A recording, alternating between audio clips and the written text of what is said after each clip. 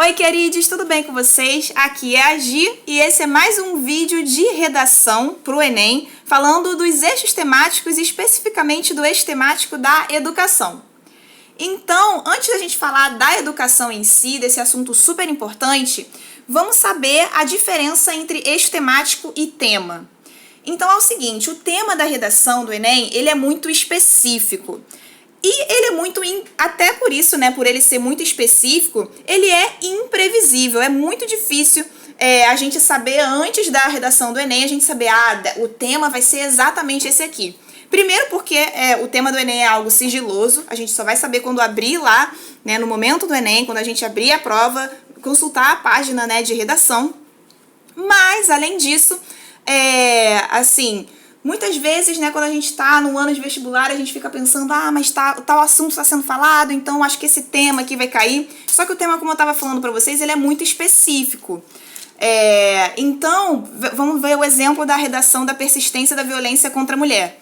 A violência é um assunto abrangente, a questão da mulher também é um assunto abrangente, mas o tema foi específico, foi dizer, olha, a persistência da violência contra a mulher. Então, é muito difícil a gente dizer, olha, o tema vai ser exatamente esse aqui. A gente pode pensar, poxa, talvez esse assunto aqui caia, mas o tema específico é muito difícil.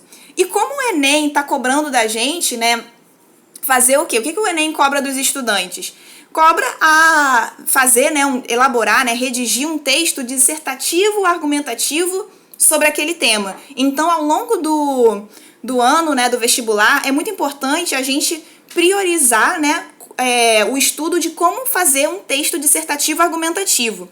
Porque o tema vai estar lá, vai ser específico, a gente vai descobrir na hora, mas mesmo que a gente, não seja expert naquele tema, os textos motivadores vão estar lá para ajudar a gente a entender, né, o que o Enem quer que a gente, sobre o que, né, que ele quer que a gente disserte e argumente, certo?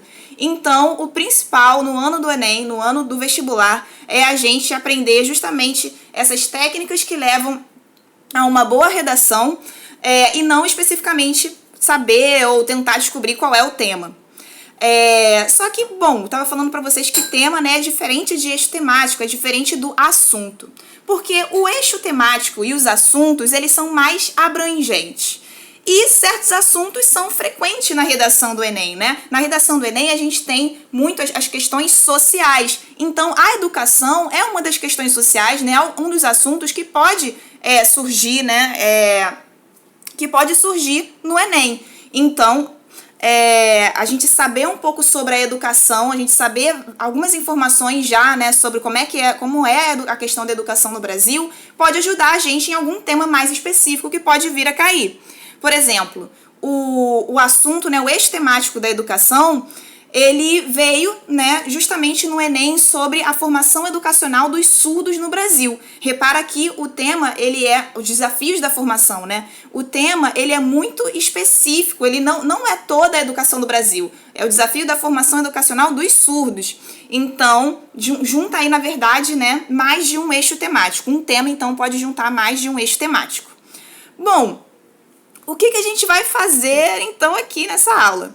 Bom, nesse tema, nos temas, né, a gente pode dividir os temas em assuntos, né, os assuntos em alguns eixos, para aprofundar o nosso conhecimento neles. Então, vamos aprofundar o nosso conhecimento em alguns assuntos e assim a gente amplia o nosso repertório sociocultural, que pode ser usado aí na redação, que é muito importante a gente colocar um repertório sociocultural.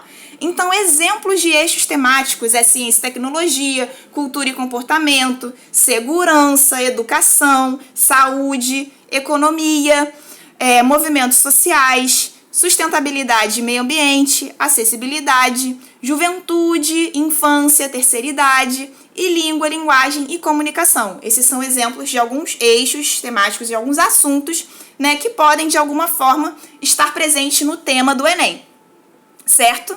Então, vamos falar sobre o eixo temático da educação. Bom, a Constituição Federal de 1988, a Constituição que está em vigor hoje no Brasil, no seu artigo 205, o que ela diz? Ela fala aí da educação, fala dos direitos e deveres. Então, vamos consultar, né, nada mais, nada menos que a nossa Constituição, né? A nossa Carta Magna, a Carta maior do nosso país. Então, a Constituição diz o seguinte, no seu artigo 205, a educação, direito de todos e dever do Estado e da família, será promovida e incentivada com a colaboração da sociedade, visando ao pleno desenvolvimento da pessoa, seu preparo para o exercício da cidadania e sua qualificação para o trabalho. Gente, digamos assim, um parágrafo, né? Estão aí representados nesse slide em 1, 2, 3, 4, 5 linhas, mas aqui tem muita informação importante. Vocês podem usar isso como citação, como contextualização no Enem? Podem. Então vamos ampliar aí o nosso repertório sociocultural, vamos entender tudo que está escrito aí. Bem, a educação está dizendo aí na nossa Constituição que ela é um direito de todos. Essa é uma informação muito importante, porque se uma certa parcela, um certo setor da sociedade não está tendo acesso à educação, isso está sendo um problema. A Constituição, ela precisa ser respeitada no sentido de que a educação ela tem que ser um direito de todos os brasileiros, sem exceção. Mas aí, beleza, é direito dos brasileiros, mas quem tem o dever, né, de oferecer essa educação? E aí, a Constituição estabelece quem tem esse dever. E o dever, ele é do Estado brasileiro e da família. Então, observa, como assim dessas duas instituições, né? Estado e família? O Estado, ele vai oferecer as escolas em si, ele vai construir as escolas, vai contratar os professores, vai colocar, né? Vai oferecer todo esse aparato, né? Toda a infraestrutura, todo o pessoal, os recursos humanos que a educação exige, certo? Mas, além disso, também é dever da família. Por quê? Vamos pensar aqui no caso, uma criança precisa ser matriculada na escola. É o Estado, assim, é o governo, o prefeito, ou se não, né, o governador ou o presidente que vai colocar lá a criança na escola? Não, esse é o dever da família. Então, né, dentro, né, dos direitos e deveres, o Estado, né, tem o dever de oferecer educação, mas a família também tem o seu papel, e isso está estabelecido na Constituição. Então isso é um fator, né, um ponto muito importante, né, que a família também tem essa responsabilidade. Claro, né, que o Estado e a família vão ter responsabilidades diferentes, né, são instituições diferentes dentro da nossa sociedade, mas ambas importantes aí para garantir o direito de todos na educação. Beleza. E além disso, a nossa Constituição continua e diz que essa educação, que é direito de todos e dever do Estado e da família, ela será promovida e incentivada com a colaboração da sociedade. Então, a sociedade vai colaborar com a educação, e aí isso pode acontecer de diversas formas. Eu coloquei aqui só esse parágrafo, né, inicial, mas a Constituição ela vai falando um pouco mais sobre isso. E aí, como isso vai ser feito, né? Qual é a intenção dessa educação que é direito de todos e dever do Estado e da família? Com a colaboração da sociedade. Visando o pleno desenvolvimento da pessoa. Seu preparo para o exercício da cidadania e sua qualificação para o trabalho. Então, eu marquei aí, né, duas palavras-chave, né, relacionadas à educação, garantidas na Constituição. O exercício da cidadania e qualificação para o trabalho. Então, veja aí que a própria Constituição mostra a importância social da educação. A importância da educação na sociedade, né? A educação ela é um direito de todos, então, seja, né, criança, jovem, adulto, terceira idade, né, então, direito de todos. E além disso, né, qual é a expectativa, né, que existe nessa educação? É a expectativa de preparar, né, preparar o desenvolvimento, né, dessa pessoa para ela ficar plenamente desenvolvida. O Estado, né, tem que ajudar nesse sentido e que ela possa exercer a sua cidadania. Então, por exemplo, né, uma forma de exercer a cidadania com o seu direito ao voto. Então, a educação ela vai passar por todos esses pontos de cidadania, de direitos e deveres, e vai ajudar também na questão da qualificação para o trabalho. Então, a educação e o trabalho têm a ver uma coisa com a outra e é justamente isso. Então, mesmo não sendo o ensino técnico, tem a ver com a qualificação do trabalho? Sim, porque, de certa forma, quando a gente está aprendendo aí a ler, a escrever, as operações matemáticas e tudo mais que a gente aprende na escola, a gente tá se qualificando para conviver nessa sociedade, né, na forma que, culturalmente, que a gente vive, e também se qualificando de alguma forma para o trabalho, para trabalhar e contribuir aí no desenvolvimento da sociedade. Então, esse destrinchando aí a Constituição, né, a parte da educação. Bom, e aí eu queria falar um pouquinho com vocês sobre a educação bancária.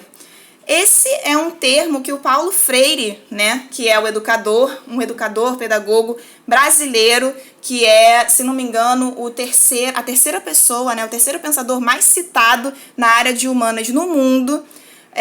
Então, um pensador muito importante, e ele é brasileiro com muito orgulho, né, eu digo isso para vocês. Ele criticou a educação bancária, que é a educação que ele via em diversos lugares, né, não só no Brasil, mas em diversos lugares, em diversas escolas, em diversos momentos. O que é essa educação bancária? É uma educação baseada na transferência de conhecimento. Então, Paulo Freire viveu aí lá nos anos 60, né, desenvolvendo aí as suas teorias e as suas práticas em educação, e nessa época, né, o banco, a gente falava mais nessa questão de transferência, né, depósito, e tinha muito isso, então depositar um dinheiro, pegar o dinheiro e depositar lá. E ele usou essa analogia, né, do banco com a transferência, com o depósito de conhecimento. E aí eu coloquei essa imagem aqui tentando mostrar para vocês o que é essa transferência, né, simbolicamente.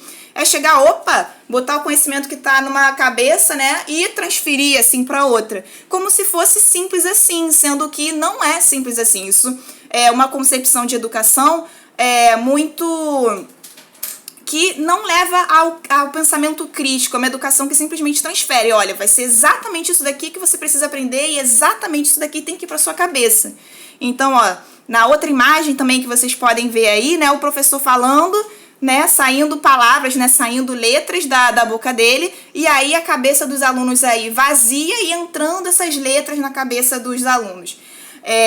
Então, poxa, se está simplesmente entrando como se fosse um recipiente, como se fosse uma água que você coloca num copo, então tá um pouco estranho, né, no que a gente entende como educação, como desenvolver, né, para a cidadania, desenvolver para a qualificação para o trabalho. Porque cidadania e trabalho e desenvolvimento pleno da pessoa, conforme fala na Constituição, tem a ver justamente, né, deveria ter a ver pelo menos, com um pensamento crítico, com um pensamento, né, de cada um e com o desenvolvimento das possibilidades. Então, se a gente simplesmente sair recitando o que já foi dito, isso não é tão interessante, né, pelo menos na visão do Paulo Freire. Uma outra coisa que ele criticou bastante na questão da educação bancária foi o fatalismo. Então, olha aí nessa imagem, né, tentando explicar. Bom, aí o professor vai lá e pergunta alguma coisa, e aí cada aluno, diante de uma mesma coisa, tem um pensamento, né, uma coisa a dizer. Então, um vai dizer de um círculo, outro uma nuvenzinha, um outro, acho que é um hexágono aí, né? Enfim, cada um vai dizer de uma forma. Mas, na educação bancária, como é que é feito? Olha, todo mundo tem que responder quadradinho, tem que ser isso aqui. Então, tipo, a resposta certa é essa, não pode ser um pouco diferente. Então, isso leva muito ao fatalismo. O que é o fatalismo? É aquela ideia de que, olha, tudo é assim, olha, os políticos são assim mesmo, o sistema é assim mesmo, a gente não vai conseguir mudar, então me responde aqui esse quadradinho só, que não tem essa de você tentar usar a educação para mudar o conhecimento que você tem para mudar a sua perspectiva, não. Esse negócio de mudar não funciona. Vamos considerar o mundo, o futuro está dado. Então, esse negócio do fatalismo, tô falando muito informal, né? Desculpa. O Paulo Freire criticou bastante, porque é uma característica da educação bancária, é uma consequência, né, uma causa, na verdade, justamente relacionada à consequência de tentar colocar, né, os alunos numa caixinha, e isso foi criticado por Paulo Freire. Então, qual seria uma outra educação proposta, né? E aí, justamente pegando das obras dele, seria uma educação libertadora, uma educação emancipadora, uma educação como prática de liberdade. Então eu coloquei aí algumas palavrinhas muito importantes de esperança, autonomia, indignação, solidariedade.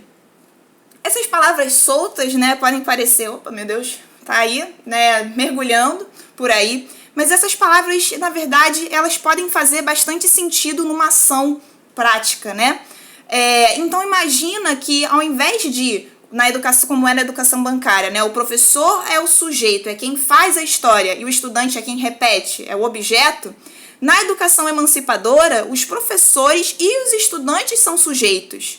E são sujeitos, você ser sujeito, né, você está fazendo ali a ação. Então, é um sujeito dentro da história, então um sujeito histórico. E é um sujeito que é capaz de analisar, de olhar para o mundo e transformar, né? Poxa, se está acontecendo uma coisa aqui errada, então esse sentimento de indignação, gerar um sentimento para transformar, é muito importante. E o que a autonomia tem a ver aí com isso? O que a esperança e solidariedade tem a ver com isso, né? Se a partir da indignação, por exemplo, e a partir de uma ideia de educação, da qual a gente percebe que tanto o professor quanto o estudante, né, todos envolvidos, e a comunidade escolar ali envolvida, a gente percebe que, a partir do momento que a gente percebe que a gente tem autonomia para conseguir transformar uma coisa ali e outra aqui, que a gente tem essa independência, né, em relação a muitas coisas, que a gente pode nós mesmos fazermos pelo menos algumas coisas aqui, outras coisas ali, e assim conquistar cada vez mais a nossa autonomia em si, né, em relação àquilo que está oprimindo. Então é assim que a gente vai transformando o mundo. E para Paulo Freire essa questão da esperança é muito forte também, e não no sentido de esperar, né, esperar que algo bom aconteça, mas de esperançar no sentido de justamente reunir essa indignação junto com a solidariedade, né, entre estudantes, entre professores, trabalhadores. A solidariedade entre toda uma comunidade é capaz de desenvolver, né, essa esperança que transforma o mundo. E aí, a partir disso, né, nessa concepção de educação emancipadora, ensinar, como diz Paulo Freire no livro Pedagogia da Autonomia, ensinar não é simplesmente, então, transferir um conhecimento, depositar, né, um conhecimento, dizer, é assim, esse quadradinho que você tem que dizer. Mas sim, ensinar, é criar as suas bases para a sua produção ou sua construção. Então, ensinar para o Paulo Freire é criar as bases para produzir e construir o próprio conhecimento. Então, é oferecer as bases, não é simplesmente entregar de bandeja, é assim que se faz, mas é construir junto, né, com os dois sendo sujeitos, né, os dois atores, professores e estudantes sendo sujeitos, para construir aí o conhecimento e construir uma nova realidade também. Bom, e para fechar, então, reflexões, né, sobre a educação, sobre uma outra educação também, eu vou falar aqui, além do Paulo Freire, também vou trazer o Darcy Ribeiro. Mas continuando com o Paulo Freire, olha só essa provocação que ele faz. Seria uma atitude ingênua esperar que as classes dominantes desenvolvessem uma forma de educação que proporcionasse às classes dominadas perceber as injustiças sociais de maneira crítica. Então aqui uma provocação também que eu faço para vocês é inspirada, né, nessa citação, é o seguinte, olha, a gente fala muito em educação, né? Que político aí em ano eleitoral vai dizer que é contra a educação? Nenhum, né, em sã consciência. Não sabemos também, né? Cada louco que aparece. Mas a princípio, né, as pessoas falam, não, educação é importante, vou investir em educação. Mas veja bem, existem educações, né, no projeto. Será que essa pessoa está querendo uma educação, defendendo uma educação bancária ou uma educação emancipadora? Porque a educação bancária, né, ela é defendida por muitas pessoas, né? Vamos ensinar desse jeitinho aqui e que não sabe que tem tanta matéria que não dê tempo da pessoa pensar em como ela pode aplicar esse conhecimento para transformar a sua realidade, a comunidade que ela vive, o espaço que ela vive, né? Então, o que eu coloco aqui para vocês é o seguinte: Será que a gente tem que defender a educação, né, tipo, sem pensar em qual educação a gente está defendendo, né? Enfim, a provocação fica aí para vocês, né? Tipo, qual educação a gente deve lutar por, né? E será que todo tipo, né? Será que a educação bancária ela tá ajudando? Será que ela tá quais são as consequências de uma educação bancária para a nossa sociedade? Será que não é a classe dominante desenvolvendo essa forma de educação que faz que a gente não pense? Fica aí a reflexão, é uma pergunta, não tem resposta pronta, isso aí. E fechando com a citação, né, do sociólogo Darcy Ribeiro, que a crise da educação no Brasil não é uma crise, é um projeto. Acho que aí essa frase, né, deixo a frase aí com vocês, que, ora, se a gente está investindo aí em educação e sempre estamos em crise, ora, isso não é uma crise? Será que não é um projeto? Será que não está projetado para ser dessa maneira, de que sempre tenha crises em educação, de que sempre tenha falta de investimento, de que sempre haja desvio? Vamos pensar, refletir sobre isso. Então é isso, pessoal. Essa foi a aula, né, sobre o eixo temático da educação. Espero que vocês possam refletir sobre esse assunto, que vocês possam pensar também nessas frases, né, para talvez algumas vocês possam usar como citação, que vocês possam aprofundar também o conhecimento sobre educação e quem sabe utilizar aí no tema do Enem, tá bom? Um beijo e até a próxima!